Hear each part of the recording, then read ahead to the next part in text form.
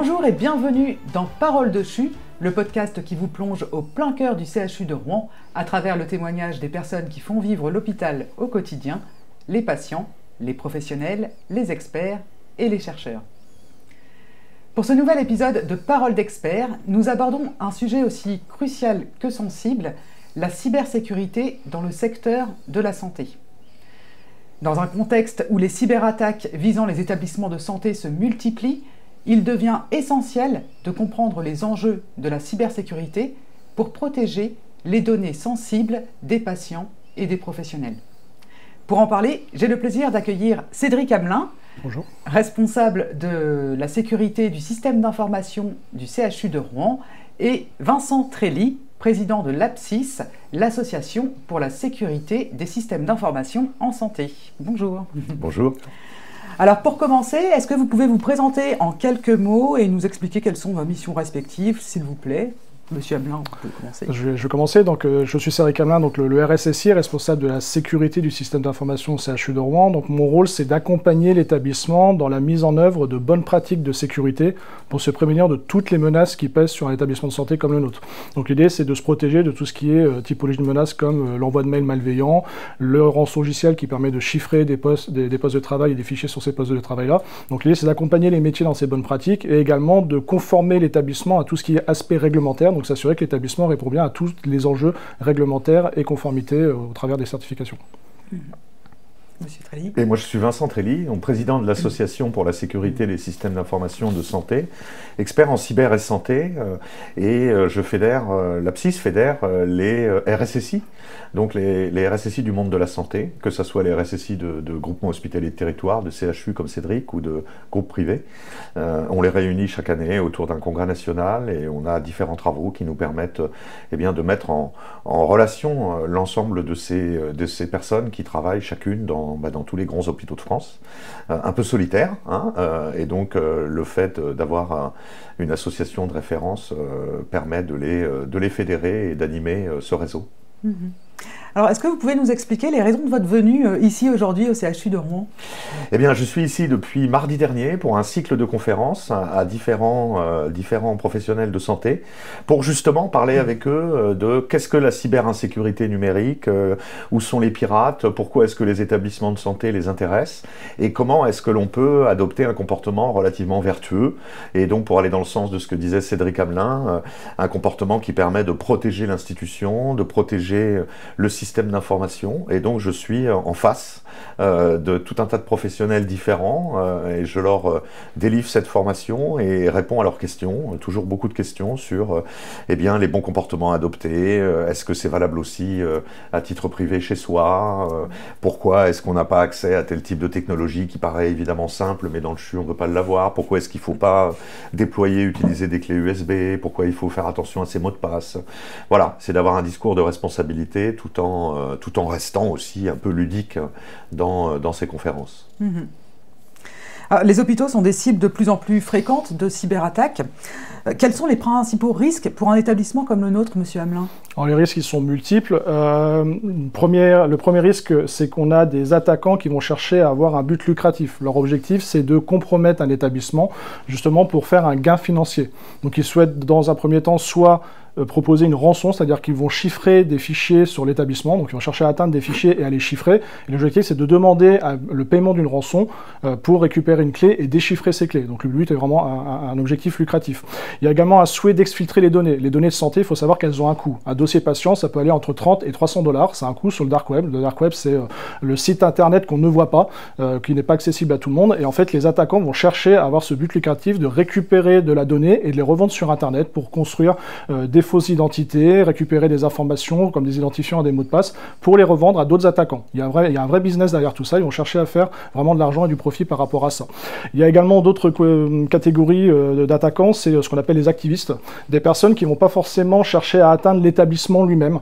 Ils vont chercher plutôt à toucher l'image de l'établissement. L'idée, c'est de se dire, on va essayer de défigurer par exemple le site internet, même quelques minutes, mais ils savent que quelques minutes de défiguration d'un site internet, ça peut faire l'objet de la une du 20h.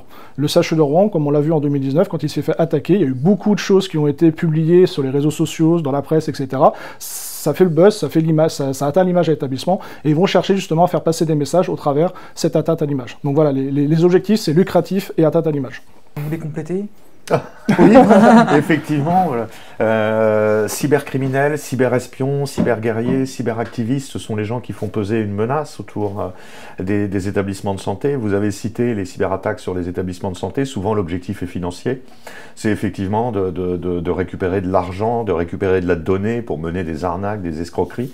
Ça peut être sophistiqué et ça peut ne pas être sophistiqué. Par exemple, téléphoner quelques jours avant le lancement de la paie et se faire passer pour un professeur en expliquant qu'il a changé de RIB, tout simplement, et envoyer un nouveau RIB, et du coup la paye va être virée sur un compte offshore ailleurs. C'est tout un tas d'actions criminelles, crapuleuses, dans le but de gagner de l'argent.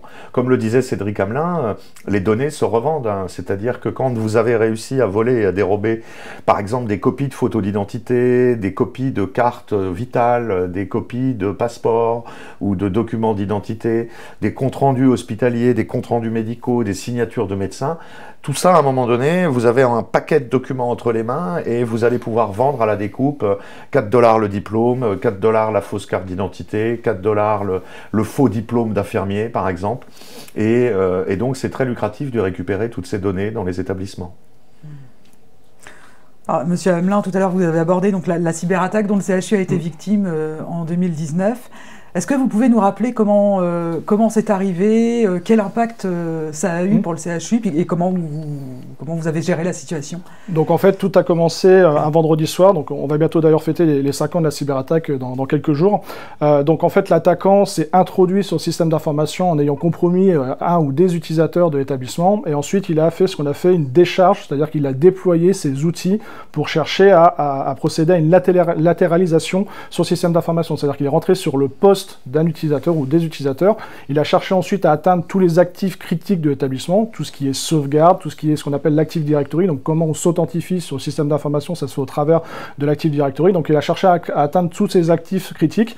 Et une fois qu'il a réussi à comprendre comment le système d'information fonctionnait et comment il pouvait le compromettre, c'est là qu'il a lancé son attaque. Et donc là, en l'occurrence, c'était un vendredi soir, il a lancé le déploiement d'un rançongiciel. Donc ce rançongiciel, il a chiffré les postes de travail de l'établissement et plusieurs serveurs importants du CHU de Rouen, ce qui a entraîné des dysfonctionnements, voire une non-accessibilité des outils métiers justement de l'établissement. Donc on s'est organisé très rapidement, donc on a été alerté au niveau du service informatique un vendredi soir aux alentours de 19 h. Ce qu'il faut savoir, c'est que 2 heures après, la cellule de crise était déjà constituée. On avait une trentaine de personnes qui étaient présentes physiquement à la DSI, prêtes à intervenir pour justement circonscrire la poursuite de l'attaque, parce que l'attaque elle se fait progressivement. Il n'y a pas de choses industrialisées, même encore maintenant, les attaques ne sont pas industrialisées, ça nécessite une action manuelle de l'attaquant. Et donc nous, en fait, on s'est organisé au sein du service informatique pour comprendre ce qui se passait, éviter que le risque se propage sur d'autres actifs, limiter au maximum l'impact, et ensuite communiquer. On a cherché beaucoup à communiquer dans un premier temps en interne pour rassurer les utilisateurs. On souhaitait leur dire, voilà, vous inquiétez pas, votre logiciel n'est plus accessible, on est présent même un vendredi soir, on va venir vous accompagner pour mettre en place des modes dégradés, ce qu'on appelle des modes dégradés, donc c'est comment fonctionner sans informatique. Donc on les a accompagnés sur le terrain pour justement bien appréhender une situation qui n'est pas normale, et en parallèle, on essayait de reconstruire le système d'information. Donc arrêter l'attaque, comprendre comment elle fonctionnait et ensuite remettre en situation, remettre en état de marche les logiciels. Donc tout ça, ça prend un temps. Donc l'avantage que nous avons eu, c'est que ça s'est passé sur un week-end. Donc on va dire que les services les plus critiques comme les blocs opératoires, l'accueil des patients étaient dans une situation, on va dire, d'activité minimale. Et donc du coup, ça nous a permis de travailler plus sereinement. C'est ce qui a été relevé également, c'est ce côté voilà, prise de décision assez rapide et communication la plus calme possible. Ça, c'est important, c'est de montrer qu'on est présent et que la situation est maîtrisée. Et ce qui en est ressorti, c'est que le lundi matin, on a eu très peu d'impact sur l'activité, et ce qui nous a permis justement, sous une semaine, d'avoir environ 70% de nos applications métiers. Il faut savoir qu'on a 375 applications métiers au sein du CHU de Rouen, et au bout d'une semaine, on avait 70% des applications métiers qui étaient reconstruites et qui étaient à nouveau fonctionnelles. Donc ce qui permettait que tout ce qui était application très importante pour l'activité était à nouveau opérationnel. Il a fallu ensuite 4 semaines pour vraiment qu'on retrouve la quasi-totalité, donc quasiment 100% de nos applications métiers à nouveau fonctionnelles. Par contre, la contrepartie, c'est qu'on a eu des impacts non négligeables par la suite, ou même pendant la cyberattaque. Donc par la suite, les problématiques qu'on a pu rencontrer, c'est que malheureusement, quand vous avez un chiffrement de vos fichiers, nous, notre communication a été claire, on ne paye pas une rançon. C'est important de le noter. Quand un attaquant chiffre vos documents au travers d'un rançongiciel, il ne faut pas payer la rançon. Par contre, il faut accepter le fait que des documents, malheureusement, qui n'étaient pas stockés sur des environnements sécurisés, sont perdus. Ça, c'est quelque chose que malheureusement, on n'a pas pu rattraper dans certains cas. Il y a des gens qui ont perdu 15 ans de recherche. Malheureusement, on n'a pas trouvé de solution pour déchiffrer. Ça, c'est quelque chose qui a été acté et sur lequel on a eu des difficultés à faire accepter aux utilisateurs. Si je fais un petit focus sur la partie impact, il y en a eu plusieurs.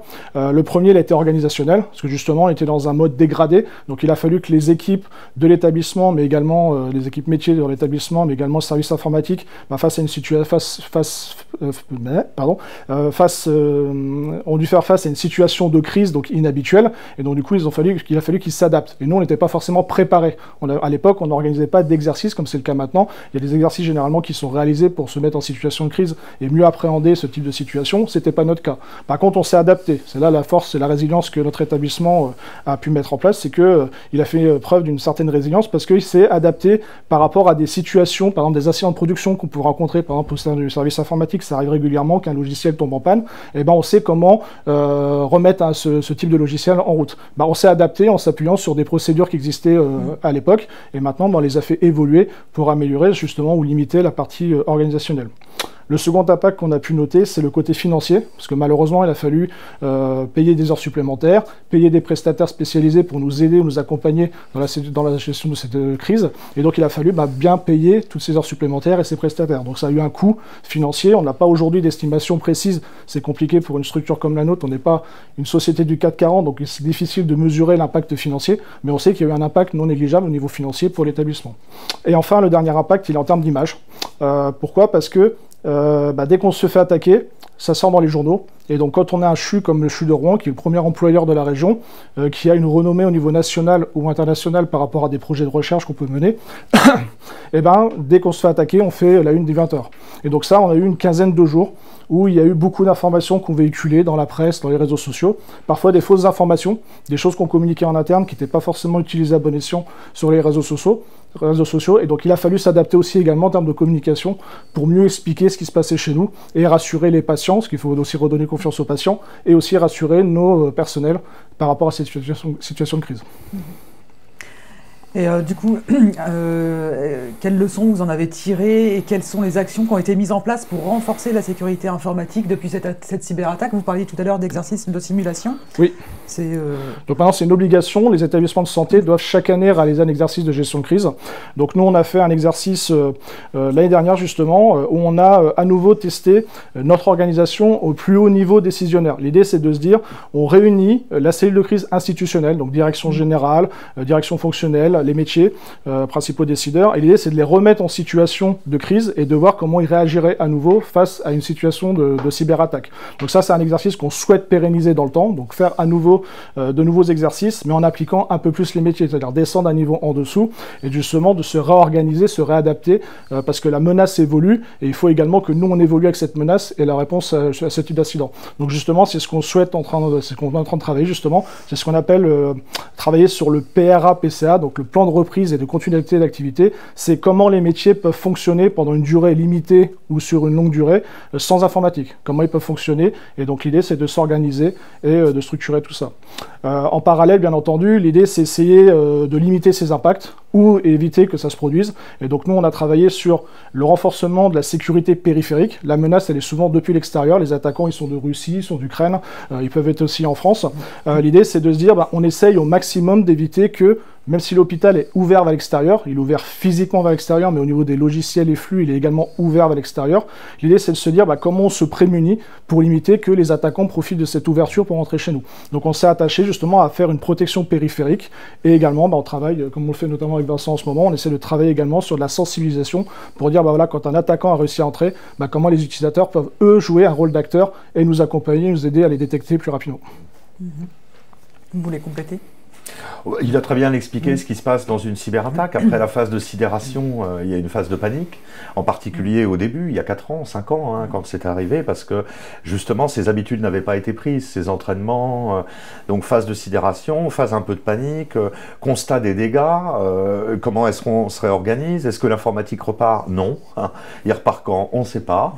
Et donc, combien de temps ça va durer? Eh bien, longtemps. Et donc, comment est-ce qu'on travaille? Comment est-ce qu'on continue à accueillir des patients, à délivrer le service dans ce contexte? C'est éminemment stressant, d'où l'idée de s'entraîner, de se préparer et de pouvoir garder son sang-froid finalement quand ça arrive, en ayant préparé les métiers, préparé les équipes informatiques à cela. Ça s'est passé, comme le disait Cédric Hamelin, au CHU de Rouen avec une reprise assez rapide, parce que justement la prise en compte a été rapide également, et la mobilisation des équipes, le lancement de la cellule de crise aussi. Mais il y a des hôpitaux qui n'ont pas eu cette chance, hein, qui ont été complètement chiffrés et qui ont mis pratiquement plus d'1 an à s'en remettre avant de revenir à la situation nominale, hein. Je pense à des hôpitaux comme Dax ou Corbeil-Essonnes, c'est plus d'1 année avant de revenir à la normale, et encore au bout d'1 an, tout n'est pas encore complètement rétabli. Donc c'est fortement, enfin c'est des périodes de gros stress pour les professionnels de santé tout de même. J'ajoute à cela que l'adhérence au système d'information est très importante, on ne s'en rend pas toujours compte, mais en fait, un grand hôpital aujourd'hui ne travaille plus sans l'informatique. Voilà, c'est très très difficile, et quels que soient les services. Vous prenez les directions support, les achats, la finance, les ressources humaines, vous coupez l'informatique, ils n'ont plus leur logiciel métier, on travaille quasiment plus. Les planifications des blocs opératoires, la gestion des lits, la gestion des repas, livrer les milliers de repas aux patients le soir, tout ça c'est informatisé, ça se fait de façon informatisée. Il peut y avoir de la robotique aussi qui est touchée et qui tombe en panne. Je pense à des tortues de livraison de médicaments ou à des robots d'accueil. Tout ça peut être en panne, et donc on se retrouve dans un joli chaos quand même. Alors, avec l'évolution rapide des technologies et l'arrivée de l'intelligence artificielle, est-ce qu'il y a des nouveaux risques pour les établissements de santé? Oui, l'intelligence artificielle et les technologies qu'elle embarque fait courir de nouveaux risques, bien entendu, des risques d'automatisation de cyberattaques et donc de démultiplication de cyberattaques. Comme le disait Cédric tout à l'heure, il y a souvent un être humain derrière un attaquant. Bah, si à un moment donné c'est une IA qui se met à attaquer avec toutes les techniques à sa disposition et toutes les possibilités, elle s'arrête pas, enfin elle a pas la limite de temps d'un être humain, elle pourra attaquer plusieurs cibles en même temps, demander plusieurs typologies de rançon, créer des phishing de plus en plus, des faux mails de plus en plus convaincants aussi elle-même, sans qu'il y ait forcément à faire travailler du cerveau humain très longtemps. En contrepartie, les technologies d'IA vont aussi aider le défensif. C'est-à-dire que les technologies d'intelligence artificielle, bien déployées à l'intérieur des outils de sécurité, vont permettre aussi de corréler des événements, de regarder ce qui peut se passer à bas bruit, de détecter des cyberattaques ou des débuts de cyberattaques ou des intrusions plus facilement. Donc on attend dans les deux côtés. Ça va servir les deux causes, hein. Ça va servir le bien et ça va servir le mal, quelque part, l'intelligence artificielle en tant que telle. Et Monsieur Hamelin, alors comment la DSI se prépare à ces nouveaux défis? Elle essaye justement de répondre à ces différents enjeux, justement. Passant par les d'IA, je pense que c'est un vrai sujet sur lequel il va falloir que l'établissement se positionne, et les établissements de santé de manière générale se positionnent, parce qu'effectivement l'IA va apporter une nouvelle pratique, va apporter des nouvelles évolutions, de nouvelles pratiques justement dans la prise en charge des patients. C'est-à-dire qu'on parle aujourd'hui d'aide à la prescription ou d'aide à la détection de maladies. Par exemple, on a des logiciels maintenant qui sont en capacité de détecter une tumeur que l'œil humain ne pourrait pas forcément détecter. Donc tout ça, il va falloir justement former les professionnels de santé dans les établissements de santé justement pour mieux s'approprier justement cette technologie, et également avoir conscience que l'IA sera présente pour les aider dans la décision mais ne prendra pas la décision, et tout ça justement, ces enjeux sont assez forts parce qu'effectivement il va falloir les acculturer à toute cette partie-là, et déjà que justement l'informatisation dans les établissements de santé elle est tout récente, elle a à peu près 15-20 ans, donc c'est-à-dire qu'on a mis des ordinateurs et des logiciels auprès de personnes qui n'ont pas forcément eu l'habitude d'utiliser un ordinateur, que ce soit de côté privé ou côté professionnel. La informatique va très vite, et donc là maintenant on va leur mettre à nouveau, on va passer un cap supérieur, c'est-à-dire leur mettre à disposition un outil qui va vraiment apporter de l'intelligence. Et justement c'est un enjeu fort, et c'est là où effectivement il va falloir qu'on soit attentif, c'est ce côté formation, sensibilisation, et justement bien s'approprier les outils et ne pas partir du principe que les outils vont tout faire, mais justement il va falloir toujours un humain derrière l'utilisation de l'IA. Et pour finir, est-ce qu'il y a un message que vous aimeriez adresser aux professionnels du CHU sur des gestes simples à adopter pour contribuer à la sécurité informatique C'est vrai que le CHU de Rouen a été marqué par la cyberattaque en 2019. On le voit encore 5 ans après. Quand on reçoit des mails malveillants, ils ont souvent cette habitude maintenant d'alerter les équipes opérationnelles de sécurité. Et donc ça, c'est un geste qu'ils ont acquis maintenant. Ils ont ce réflexe de nous alerter, nous informer. Donc ça, c'est quelque chose de très positif. Donc si je devrais donner un conseil, déjà, c'est de poursuivre justement cette acculturation collective et justement ce côté alerte auprès des spécialistes justement pour les accompagner. On préfère qu'on soit alerté sur un mail qui est légitime, que l'on va contrôler, plutôt que de ne pas être informé et que l'attaque justement se propage sans qu'on le sache. Donc aujourd'hui, nous, en parallèle, ce qu'on fait, c'est qu'avec les équipes de la DSI, on continue également à travailler sur la protection du système d'information. Donc il y a on en a très peu parlé, mais il y a des aspects réglementaires qui vont rentrer en jeu, notamment la directive NIS V2. Donc c'est une directive européenne qui va imposer la mise en place d'un certain nombre de mesures de sécurité. On commence un peu à tendre vers une certification de sécurité, et justement, il va falloir que nous, au niveau de l'établissement, on n'aura pas le coche, dans le sens où il va falloir embarquer non pas uniquement les équipes techniques de la DSI, mais il va falloir embarquer ce qu'on appelle les parties prenantes. Donc les métiers devront être impliqués dans ce qui ressemble à une certification de sécurité des systèmes d'information, et surtout qu'on ne soit pas dans le cas de on applique des mesures de sécurité, mais qu'elles soient perçues comme contraignantes. Donc justement, il ne faut pas que les métiers hésitent à nous remonter des mauvaises pratiques qui peuvent être amenées à mettre en place au quotidien, et qu'on puisse les accompagner pour voir comment on peut justement ajuster ces mesures de sécurité, ou on a toujours cette approche pragmatique de dire on bloque quelque chose, mais on essaie toujours de trouver une solution alternative. Donc c'est important de travailler de concert avec les métiers et également d'impliquer la DSI ou le RSSI. Bon. On vous appellera parce qu'on aura plein de choses à voir avec vous. C'est possible. Je vous remercie pour vos éclairages précieux, et je vous rappelle que vous pouvez retrouver l'intégralité de nos podcasts en audio sur toutes les plateformes d'écoute et notre site internet, et en vidéo sur notre chaîne YouTube. Merci pour votre écoute et à bientôt.